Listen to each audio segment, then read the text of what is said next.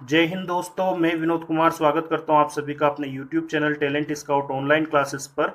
चलिए शुरू करते हैं आज का वीडियो। अगर वीडियो अच्छा लगे तो प्लीज़ लाइक शेयर सब्सक्राइब जरूर करें। 10th क्लास साइंस का हम पढ़ रहे हैं थर्ड चैप्टर, जिसमें है मेटल्स एंड नॉन मेटल्स, इनकी फिजिकल और केमिकल प्रॉपर्टीज। मतलब फिजिकल तो कंप्लीट हो गई थी, केमिकल प्रॉपर्टीज यहाँ पर चल रही हैं। तो केमिकल प्रॉपर्टीज में क्या होता है, सबसे पहले यहाँ एक केमिकल प्रॉपर्टीज दी है इसकी। पिछली बार हमने एयर से रिएक्टिविटी समझी थी। Now we are going to try to understand the reactivity of the metal with the water. मतलब पानी के साथ किस तरह से रिएक्टिविटी ये देता है, इसको समझने की कोशिश हम करेंगे।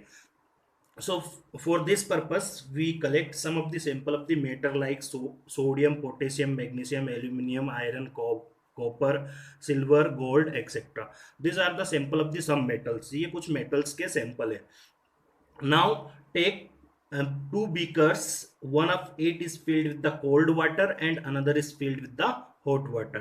We also try to understand the reactivity of the metal with the steam. हम reactivity को steam के साथ भी समझने की कोशिश करेंगे। तो सबसे पहले कोल्ड वाटर लिया। इस कोल्ड वाटर के अंदर हम मेटल डालेंगे इन सैंपल में से। तो सावधानी पूर्वक एक्टिविटीज परफॉर्म करनी है। अब यहाँ पर सबसे पहले हम सोडियम, पोटेशियम, मैग्नीशियम, ये सारे सैंपल्स कोल्ड वाटर में डालेंगे। तो कौन कौन सी मेटल्स कोल्ड वाटर के साथ रिएक्शन करती है, फिर हॉट वाटर में डालेंगे। जो मेटल्स कोल्ड वाटर के साथ रिएक्शन करती है वो हॉट वाटर और स्टीम के साथ तो 100% श्योर करेगी ही, लेकिन इनका टेस्ट परफॉर्म हमें नहीं करना, क्योंकि ये हाईली एक्सोथर्मिक हो सकती है। तो हॉट वाटर के साथ रिएक्शन करा के देखेंगे। जो जो बची हुई मेटल्स है जो कोल्ड वाटर से रिएक्शन नहीं करती, उनको हॉट वाटर से करा के देखेंगे। अब जो जो मेटल्स कोल्ड वाटर से रिएक्टिविटी कर लेती हैं वो स्टीम से करेंगी। फिर बची हुई मेटल्स को हम स्टीम से ट्राई करेंगे रिएक्शन कराने की। तो इस तरह से हमें रिएक्टिविटी का पता चलेगा कि कौन कौन सी मेटल किस तरह से रिएक्शन करती है। So in this activity we observe that the metals when react with the water, अगर मेटल्स वाटर के साथ रिएक्शन करती है, it forms metal oxide and produce hydrogen gas. तो ये मेटल ऑक्साइड के साथ रिएक्शन करके हाइड्रोजन गैस प्रोड्यूस करती है। कौन? मेटल। अब ये मेटल ऑक्साइड जो होता है dissolve in the water which filled inside the beaker, so this metal oxide dissolve in the water to form their hydroxide। ये मेटल ऑक्साइड क्या करता है, वाटर के साथ डिजोल्व होकर मेटल हाइड्रोक्साइड बना लेता है। तो देखिए यहाँ पर सबसे पहले जो मेटल्स हैं सोडियम, पोटेशियम, ये जो मेटल्स होती है sodium and potassium, these are highly they react highly are they react violently. मतलब ये बहुत ही तेजी से रिएक्शन करती, किसके साथ? Even with cold water, cold water के साथ ही बहुत तेजी से रिएक्शन करती है। And this reaction is highly exothermic. ये रिएक्शन कैसी होती है? बहुत ही ज्यादा एक्सोथर्मिक होती है, विच प्रोड्यूस हीट। तो यहां पर क्या प्रोड्यूस होता है? हीट प्रोड्यूस होता है, which produce heat. This heat is use, ये जो हीट होती है it use to burn hydrogen gas which produce with the reaction and this hydrogen catch fire. और इसमें ये हाइड्रोजन गैस आग पकड़ लेती है। इसमें क्या होता है? When sodium potassium metal react with the cold water it produce potassium hydroxide and hydrogen gas and also produce large amount of heat. This heat is used to burn hydrogen gas and this gas catch fire. इस तरह से highly exothermic reaction होती है।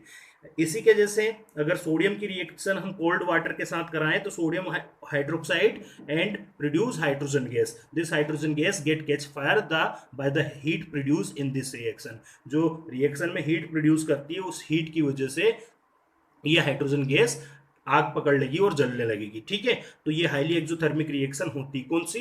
Sodium और potassium metals की, किसके साथ? Cold water के साथ। तो हम हॉट और स्टीम के साथ तो रिएक्शन कराएंगे ही नहीं, क्योंकि वो और ज्यादा एक्सोथर्मिक रिएक्शन हो जाएंगी। अब यहाँ पर कैल्शियम जो होता है, this calcium is less violent, ये कम वॉयलेंट होता है, ये थोड़ा स्लो रिएक्शन करता है and is produce heat also, but this heat is not sufficient to catch fire by the hydrogen gas. Heat तो प्रोड्यूस करेगा, लेकिन ये पर्याप्त हीट प्रोड्यूस नहीं करता, जिसकी वजह से हाइड्रोजन गैस आग नहीं पकड़ती है। But this hydroxide which format are the metals get attached with the hydrogen gas produced and float over the surface। मतलब क्या होती है, जो हाइड्रोजन गैस प्रोड्यूस होती है वो इसके साथ अटैच हो जाती है मेटल्स के साथ, और ये मेटल इस कोल्ड वाटर के ऊपर तैरने लगती है। In this case calcium will react with the water produce calcium hydroxide and hydrogen gas, but that is less exothermic so does not catch fire, means ये सफिशिएंट नहीं होती इसके जलने के लिए, इसलिए यहाँ पर आग नहीं लगती, लेकिन फ्लोट करती है वाटर सरफेस के ऊपर। In next, there is magnesium.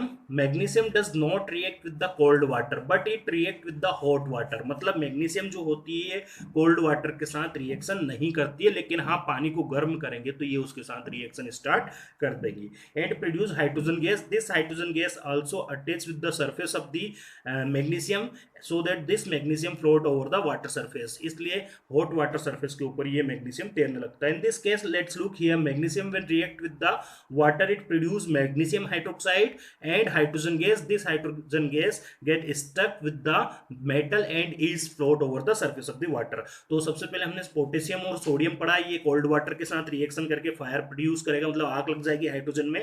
Calcium क्या होता है, आग नहीं लगती लेकिन तैरता है, और किसके साथ, कोल्ड वाटर के साथ। मैग्नीशियम कोल्ड वाटर से रिएक्शन नहीं करता है, ये हॉट वाटर से रिएक्शन करता है और तैरने लगता है ये वाटर सरफेस के ऊपर।